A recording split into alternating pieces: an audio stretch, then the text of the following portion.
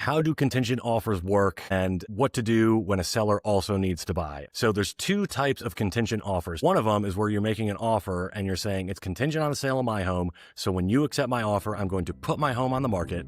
And then within X number of days, either we will have it under contract, in which case we're moving forward, or we won't, in which case we will release the initial contract. That is very difficult to get accepted in Central New York. And usually it means the house you're buying is very unique, very expensive. It's got something that made it so that the sellers were compelled to accept that type of offer. That is very difficult, though. I think I've only had a couple of those in the last year that I actually got accepted. The second type of contingent offer is what's called pursuant to an existing contract. And so that's where we've already got your house under contract on the sale.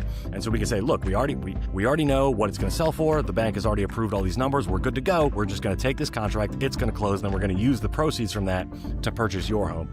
That is very doable. Now, in a multiple offer situation, you're still going to be at a disadvantage versus someone who is non-contingent, but that contingency where you're pursuant to an existing contract is much easier to get under contract on than one where you're saying I'm going to list my house once you accept my offer. And so that's what I always recommend to people who are doing a sell and buy is just sell your house first and put in that contract that it is contingent on you finding suitable housing. So then if you don't find suitable housing, either both parties can extend the contract and you keep looking for suitable housing, or the contract goes away, everybody gets their deposits back, and nothing bad happens. So there's very little risk to this because even if you don't find a house, it's not like you have to move. It's not like you have to sell the house. It's just the old deal goes away. And then if you do find a house, it's much easier to get it under contract than if your house wasn't already under contract. So that's my recommendation to people who are doing sell buy is sell your house first, get it under contract, contingent on you finding suitable housing. Now take that contract and go make offers on another house that you want to buy.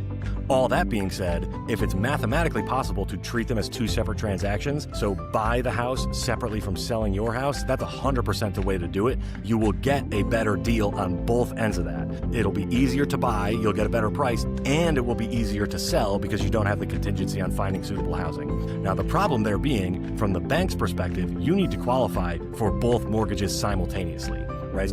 The other thing is your down payment is going to have to come from separate funds. You're not going to have the proceeds of your house sale.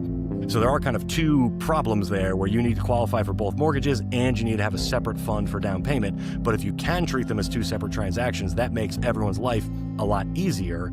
Then what you do is you recast the loan, right? So you bought this house separate from selling yours. You purchased this house and you only put a little bit down because you didn't have a huge chunk from the sale of your home. So you have a proportionally high mortgage payment. Then you take the proceeds from your sale and you recast your loan with those proceeds. Now that's taken into account. Now your mortgage is on a lower amount. And so your monthly payment goes down. So that is definitely the way to do it if you can swing it. But there's quite a few steps as I just outlined to make that happen.